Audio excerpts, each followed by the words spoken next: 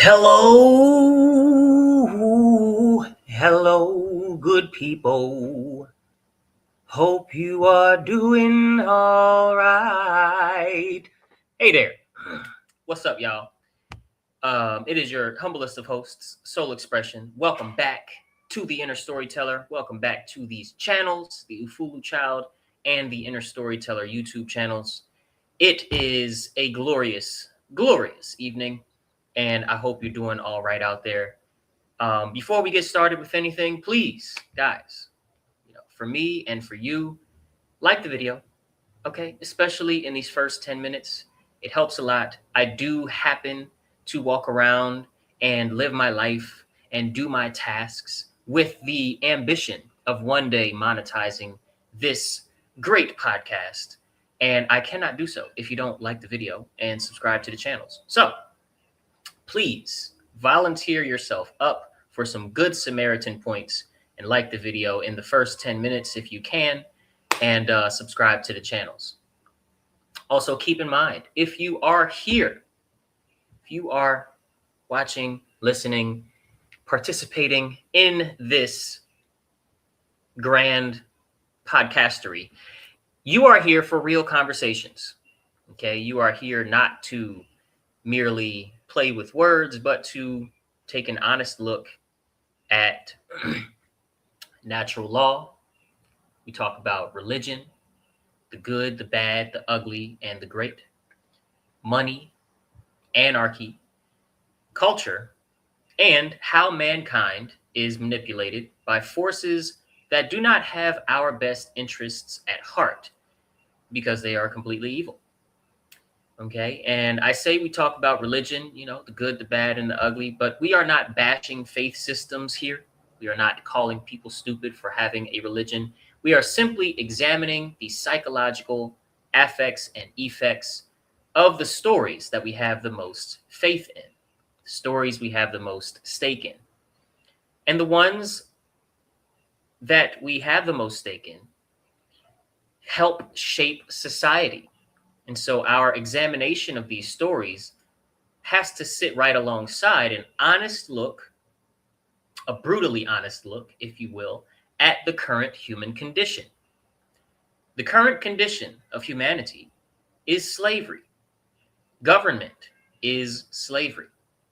And the question we have to keep coming back to is, what can actually be improved with a proper understanding of the inner storyteller and how it works? And if any of that makes you a little uneasy, makes you a little angry, or makes you want to turn away, please be reassured. Although you are 1000% encouraged to stay and face those feelings, you are, of course, also welcome and free to leave.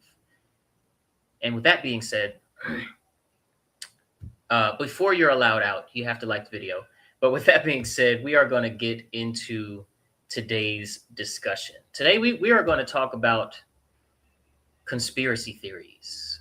Okay, we are going to talk about how the apparatus of the ruling classes' tools and methods for mind controlling the populace work, how they work so well. And basically, we're gonna get right into it. Okay, we're gonna get right into it. So, listen close. I'm not doing a presentation today, as you can see, but I do have my notes, and I want you to really follow the progression of today's episode because it should leave you with feeling empowered and not simply feeling like you just want to throw the whole world away when we get to the end here. So here we go. Today, I want to open up with a talk about conspiracy theories. Dun, dun, dun. Conspiracy theories are theories, hypotheses, unconventional potential explanations, and the like for efforts done in secret that cause harm to society or a group of people in some way. Usually, with lasting consequences. They are often proven correct, although the mainstream media and academia will have you think that they are rarely proven correct. But regardless of the frequency, there is more than enough evidence to conclude that conspiracy theories are not merely guesswork of crazed individuals hell-bent on destroying the government or going to war with the elite. They are, in fact, useful thought experiments, leads in stories, and when proven true, often evidence of a larger conspiracy. Here's how. Every conspiracy that has been confirmed true shares something in common with every other one. Not just the fact that it happened. Of course, they have that in common. But the way it was experienced is shared. The story built around it while it's happening. Each one, of course, at first had conventional explanations, tidy reasoning, and they had an explanation that made sense on its own terms and was designed to be sorted by the inner storyteller cleanly into the safe and figured out drawer. For instance, a couple examples. The Tuskegee experiment. This was put forth as merely a public health study gone wrong when a few racist bad apples ruined the whole thing. And of course, the real objective has since been exposed to be eugenics-based and racist from the onset.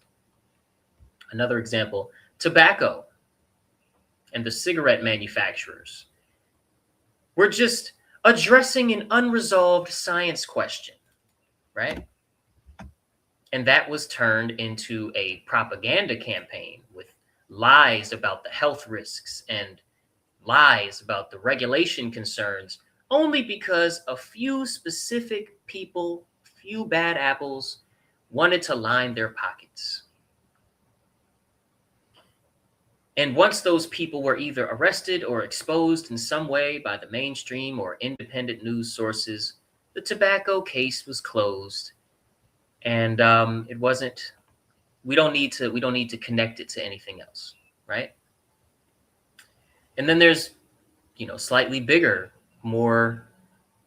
almost more overt stories, such as COINTELPRO, short for Counterintelligence Program, right? Before its exposure, the government justified COINTELPRO as a necessary national security measure to deter violence, combat subversion, and protect the existing social order.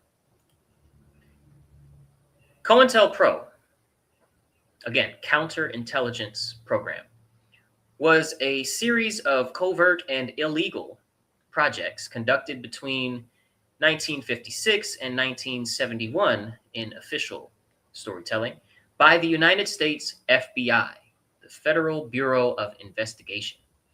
And it was aimed at surveilling, infiltrating, discrediting, disrupting, and otherwise neutralizing American political parties and organizations that the FBI perceived as subversive.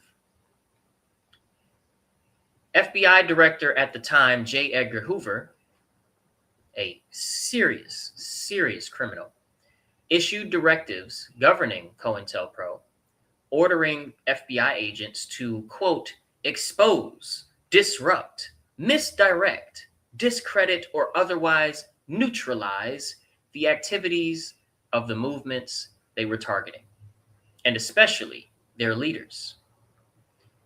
Now, all of that, now that, sometimes I'll glance at a note and I'll think I have it in my head, and then I'll try to look at the camera and say the whole sentence instead of just reading the note. I need to just read the note more often when I have it written down. And then ad lib after I'm done reading. Now that all of the subversive activist groups have been rendered either too soft or too stupid to be a real threat, that conspiracy is over. We can forget about it and move on, right? That's the sentiment that we're given. Now, that's just 3 examples.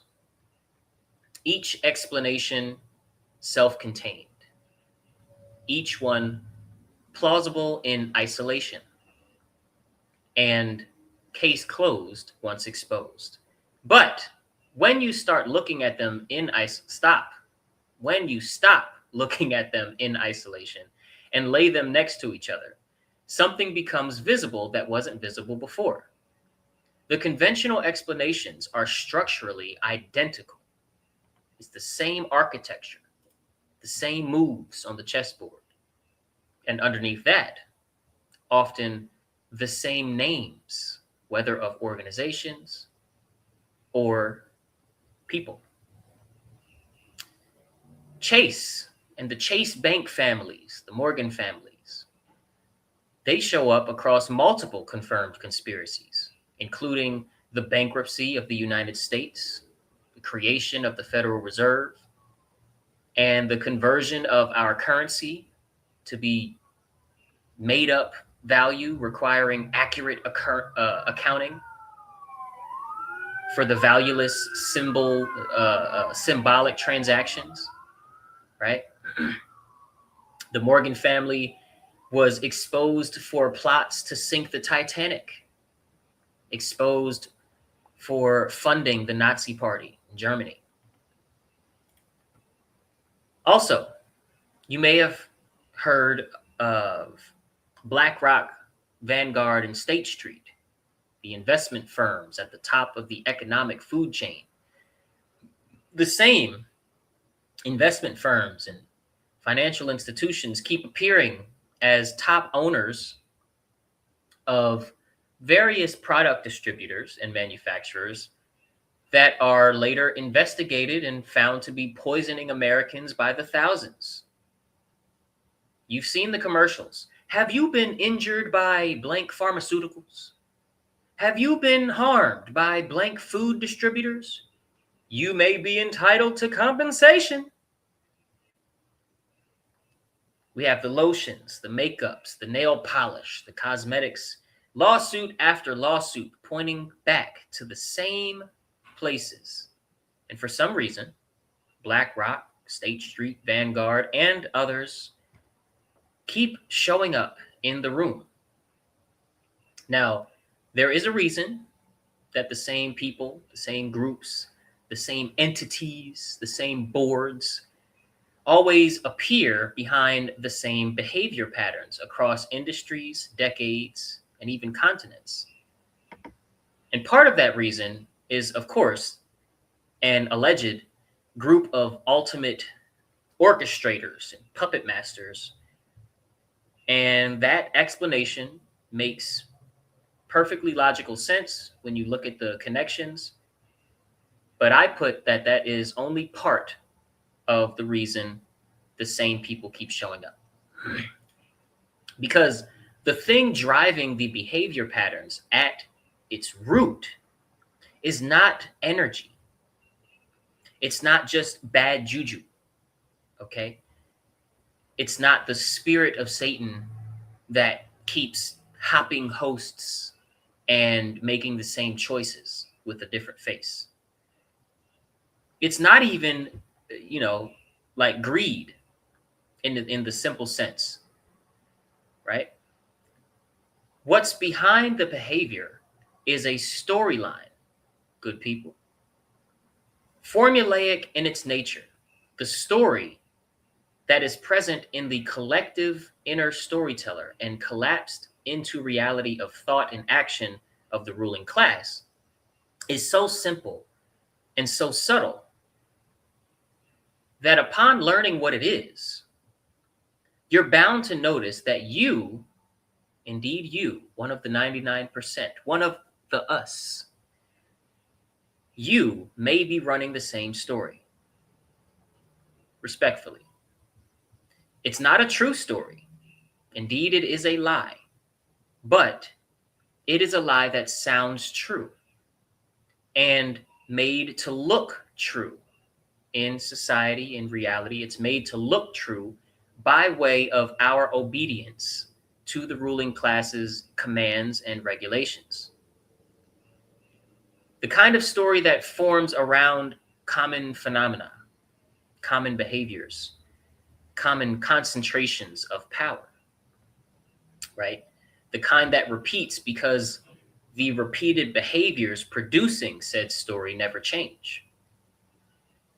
The story in its most basic and uniform aesthetic is this, quote, more power is always good for the one who holds it.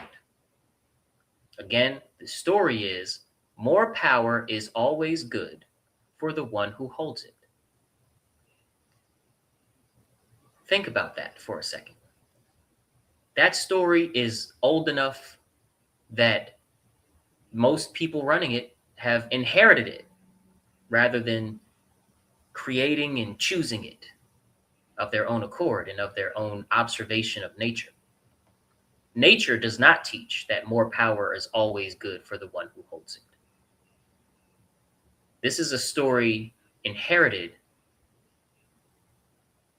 by way of intentional passing down of the story by those running it before you were born.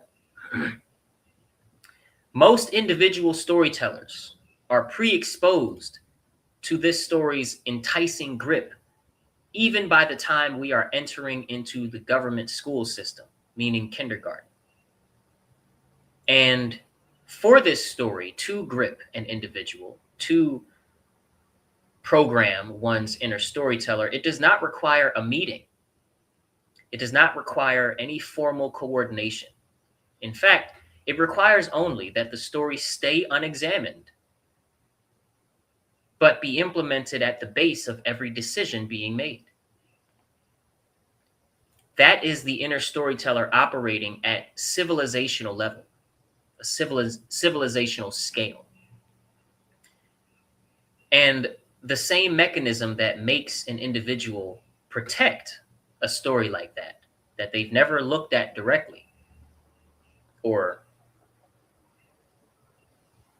protect a story scaled up, institutionalized, resourced, and running across generations, is the mechanism called the collective inner storyteller. Now, we've talked about the science of how the inner storyteller is functioning within the brain, within the mind, right? Within the being itself. We know that the inner storyteller is what is responsible for collapsing the infinite potential, whether it's infinite potential of thought forms or infinite potential of physical manifest particles, okay, into what we actually experience in thought form or in our life, dynamic life. And the reason why it works is the same reason why it has always worked, which is that nobody had the proper name, nobody had a means of examining it, okay? Nobody made us, the 99%, aware of it until now, right? That's why you're here, good people. That's why you come and you watch my show and you listen to my words, good people, because, you know, it doesn't have to keep working like this. We don't have to continue down the same pathway, good people. Now, here's where it gets personal, okay? Not personally emotional, but personally applicable to you, to your inner storyteller specifically. I want you to imagine that you knew the exact number of people in the world currently running that story. More power is always good for the one who holds it. Imagine that number was displayed somewhere, a count, if you will. What would that do to your desire to learn? Now, not your desire to merely consume information casually or collect knowledge the way people collect opinions, but to actually pursue the kind of focused, purposeful knowledge that is required to make the world better in ways that last. How would knowing this number affect your efforts to achieve the shared human objectives that we discuss ad nauseum on this channel? The shared human objectives of more freedom, more cooperation, more harmony, peace, safety, and sustainability. Less coercion, less corruption, less collusion, and less trampling on our freedoms. For most people, the honest answer is that the number, presumably huge number, would probably feel very defeating. If we knew the actual affect and effects of this story that's running, if we knew the terror that these people, are responsible for putting out into the world, and we knew that the story was causing it, and we knew the exact number of how many people run that story, especially if we also knew intuitively that we are one of the people contributing to that number, most people would feel defeated. They would go, well, where do I even begin if I want to do something about this? The majority reaction to that kind of scale, unfortunately, is usually apathy, cowardice dressed as realism, if you will. And that reaction is understandable. But it is also exactly what the story and what the people at the top perpetuating the story relies on. But of course, good people, good stewards of the philosophy of the inner storyteller, there is a population out there that you are also contributing in the number, into the number of, that is not defined by where they were born or what they were given, defined entirely by their orientation to the truth. There are people that are either born with or learn and commit to fully their own orientation toward truth, refining it and becoming more and more truth-bound. There is a population for whom that number would do something completely different, which is sharpen the work that we do to spread good messaging and good behavior. By example, it clarifies what knowledge is actually for. Because if you understand that the pattern is driven by a story, and you know what story it is, then you understand that the counter to it would also be a story. Just a story with more truth, a truer story, if you will. And a story that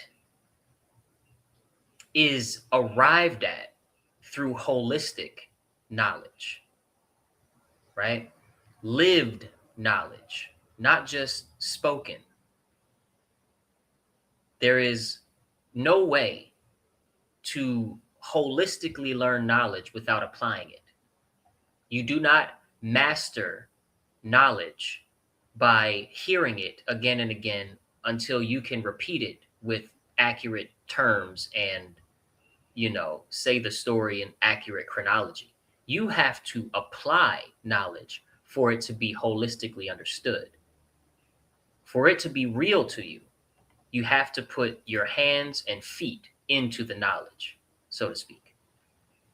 And this is where the biblical principle that the truth shall set you free, when you know the truth and the truth shall set you free, lands with full weight.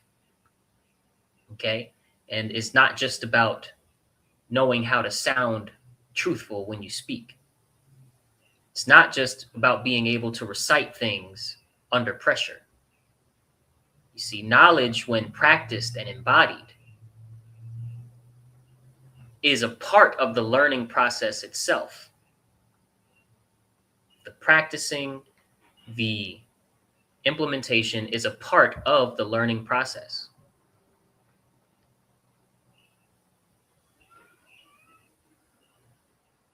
You master knowledge by practicing it until it is no longer information that you hold, but is a part of who you are. And that is what separates people who hear the number, right? Let's say it's 5 billion, who hear the number of people running that story, and their work sharpens, right?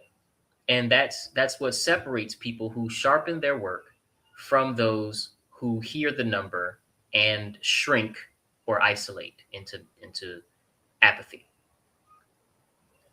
It's not intelligence, it's not access, it's orientation to truth.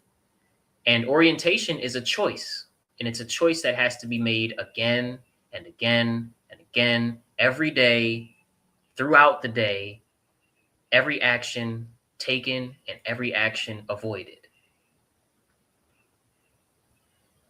The younger a person is, when this begins, the more organic the input has to be. And organic here does not mean, simply like gentle or slow taking in the information. It means sensory rather than rhetorical, right? When you're trying to teach a child something, you have to put their hands and feet into the knowledge. And the younger that they are, the more that is necessary. A child does not receive a true story by being told a true story alone. They receive it by living inside an environment where it is being demonstrated consistently and by the people that they trust most to give them stories. The body will learn before the mind can name what it has learned. Reality is not experienced in words, right? Now, one thing that we understand here on this channel is that the inner storyteller, is that the inner experience is always in story form. But that story form does not mean words, right? I can create a story with pictures. I can make a picture book that has no words in it and tell a story from beginning to end that's understandable across languages and across time. So story form does not mean word form necessarily. And it's important to know, if we are going to raise our children a certain way, that the body learns before the mind can put words to what it has learned, right? This is not some poetic observation. This is the sequence that real curriculum is built on. Curriculum being used loosely, not to mean, government regulated lesson plans. So living the truth is the content. Living the truth is the work.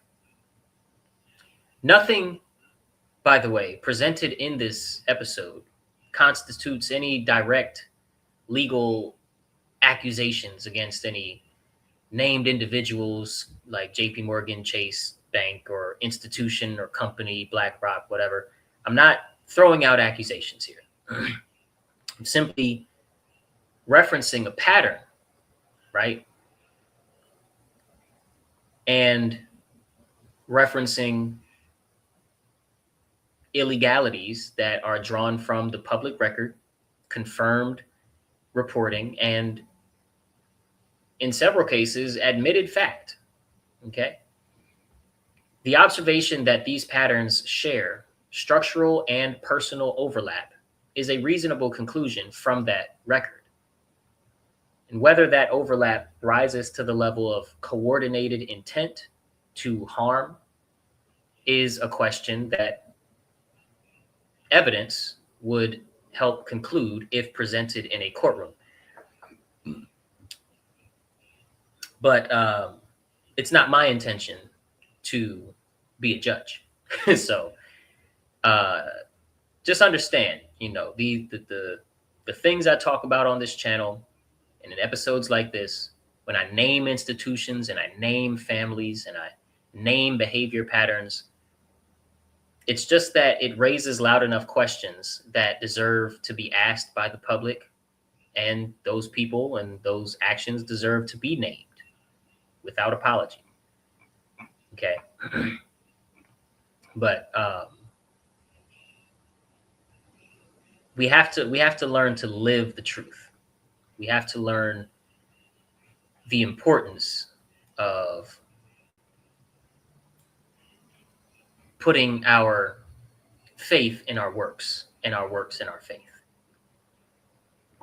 And with that being said, good people, I want to remind you to like the video. Okay. Subscribe to the channels. Leave a comment of more than 6 words. Do all of the algorithm stuff on my behalf because you like my show.